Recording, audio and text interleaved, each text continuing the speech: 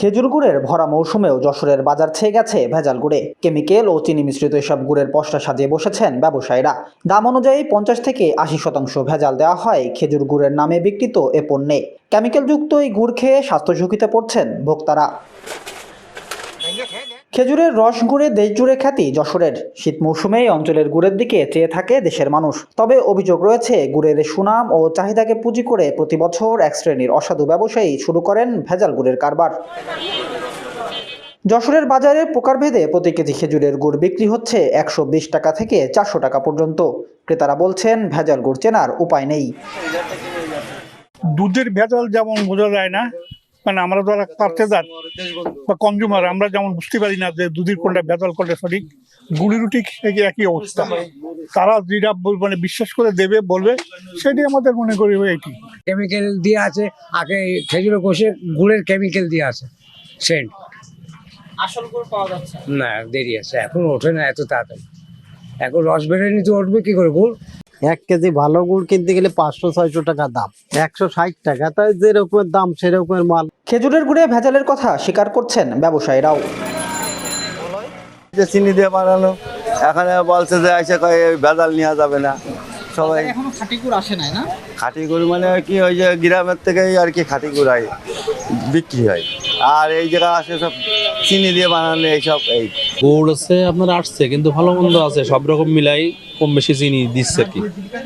কেউ 10% দিচ্ছে, কেউ 20%, কেউ 50% এরকম চিনি আছে কম বেশি আর কি। তো 10 কেজি রসের সঙ্গে আপনার 1/2 কেজি চিনি, ওটা দিলে জিনিসটা ভালোভাবে জমে যায়, বলার কোনো ভয় থাকে না। প্রত্যেকটা লোকে বলে দিই যে এটাই চিনি আছে, এটাই নেই, এটাই পরিস্থিতি, মানে ঠকার কোনো ভয় নেই এখানে।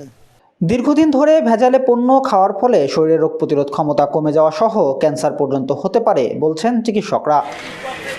যে ফুড অ্যাডাল্টিজম করতেছে আর কি, যে গুড়ের মধ্যে যেটা দেওয়ার কথা না সেই সব টক্সিক প্রোডাকশন দিচ্ছে, এবং এটা যদি দীর্ঘমেয়াদী খায় মানুষ, এই কেমিক্যাল টক্সিকের জন্য ক্যান্সার পর্যন্ত হতে পারে, কিডনির ক্ষতিগ্রস্ত হতে পারে, শরীরের রোগ প্রতিরোধ ক্ষমতা কমে যেতে পারে। জিআই পণ্যের তালিকাভুক্ত খেজুরের গুড়ে ভেজাল রোধে কার্যকরী পদক্ষেপ নেওয়ার আশ্বাস দিয়েছেন এই কৃষি বিপণন কর্মকর্তা। যে আমাদের আসলে উৎপাদনের চেয়েও পরিসংখ্যানে দেখা যায় তার চেয়ে বেশি গুড় বিক্রি হয়ে যাচ্ছে।